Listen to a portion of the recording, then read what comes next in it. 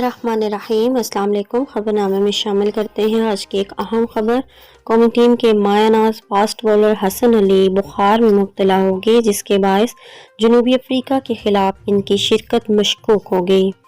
तफसीलात के मुताबिक कौमी फास्ट बॉलर हसन अली बुखार में मुब्तला हो गए, जिसके बायस इनकी शिरकत कल जनूबी अफ्रीका के खिलाफ होने वाले वर्ल्ड कप मैच में गैर यकीनी है। ज़रा के मुताबिक वसीम जूनियर को हसन अली की जगह मैदान में उतारने का इम्कान है, जबकि उसामा मीर की जगह मोहम्मद नवाज को कल मैदान में उतारेंगे। ज़रा का कहना है कि फ़खर ज़मान के घुटने की तकलीफ बेहतर है, लेकिन मैच फिटनेस वो ताहाल हासिल नहीं कर सके हैं। जबकि पाकिस्तानी टीम जनूबी अफ्रीका के खिलाफ 2 तब्दीलियों के साथ मैदान में उतरेगी। याद रहे कि इससे कबल ये खबर सामने आई थी कि ओपनिंग बल्लेबाज फ़खर ज़मान का घुटने की इंजरी के बायस वर्ल्ड कप से बाहर होने का इम्कान है।